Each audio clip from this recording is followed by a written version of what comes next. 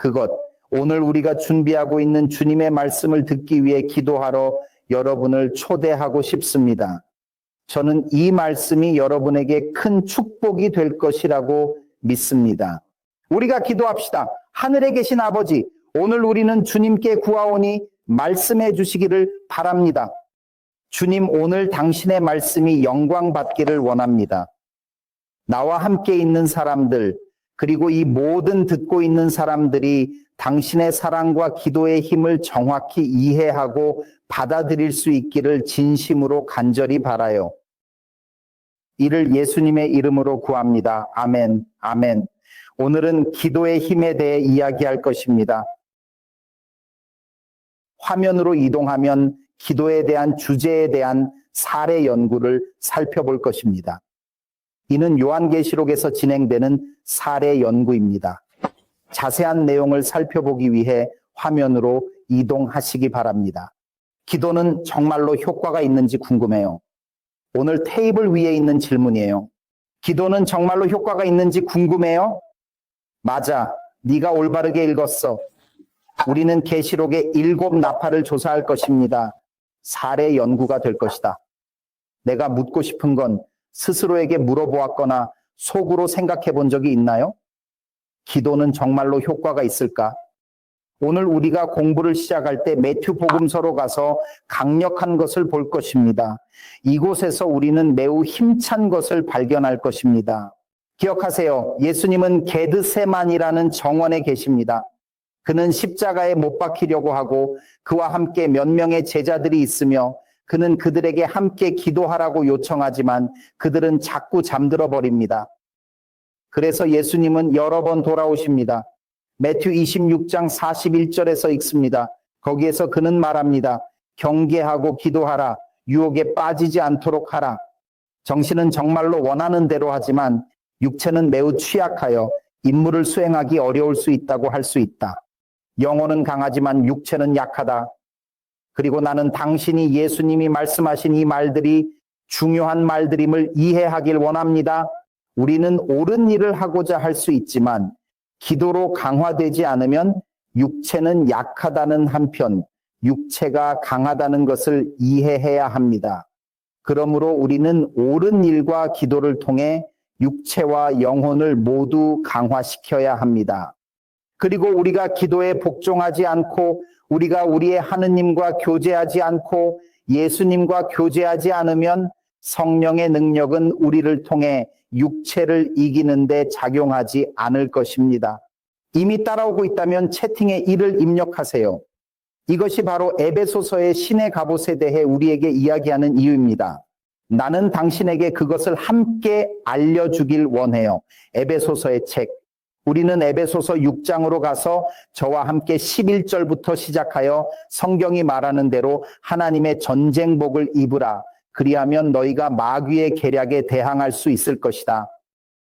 우리가 육체와 피에 대항하는 것이 아니라 정사와 권세들, 이 어둠의 세상의 정사들과 높은 곳에 있는 영적 악에 저항하는 것으로 행동합니다.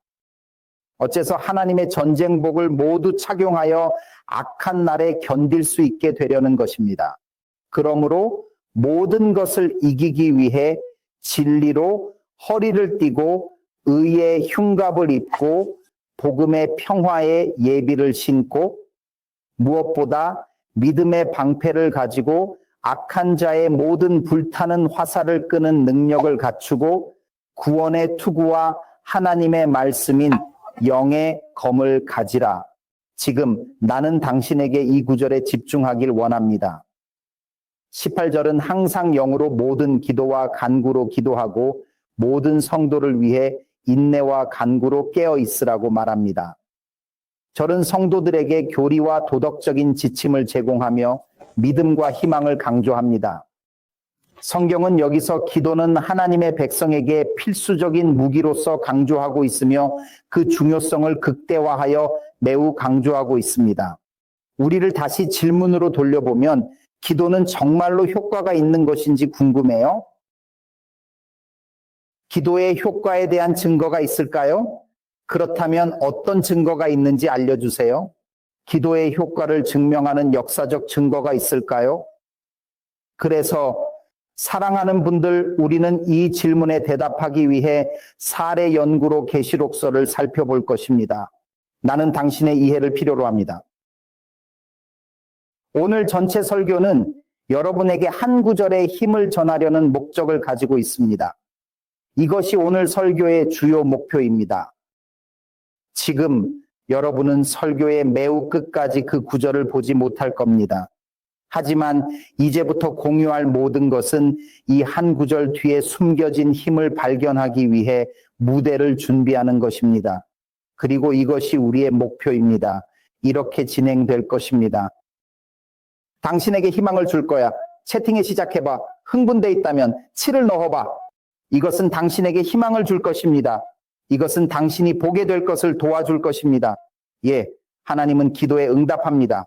그리고 이 한 구절의 맥락을 완전히 이해하게 되면 우리의 모든 것이 완전히 달라질 것입니다. 그래, 모두 준비되셨나요? 가자. 우리는 계시록으로 갑니다. 계시록의 책, 그리고 우리는 8장 2절로 이동할 것입니다. 그곳으로 함께 가시겠습니까? 지금 우리는 계시록서에서 대부분의 시간을 보낼 것입니다. 왜냐하면 계시록서 8장, 9장, 10장, 11장에서 발견되는 7 나팔에 대해 다룰 것이기 때문입니다. 계시록 8장 2절로 시작하여 성경은 이렇게 말합니다.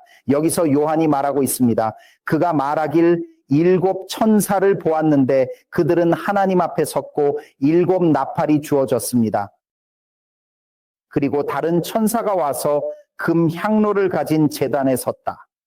그에게는 많은 향이 주어져 모든 성도의 기도와 함께 황금 제단 위에 있는 보좌 앞에 제물로 드릴 수 있었으며 이는 모든 사람들에게 큰 기쁨을 주었습니다.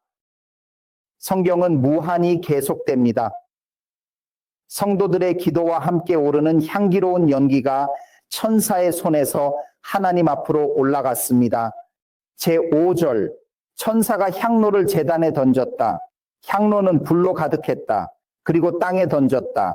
그리고 목소리와 우레와 번개와 지진이 발생하고 두려움을 주었습니다. 괜찮아. 그래서 이해한 것이 내가 원한 것이다. 괜찮아요?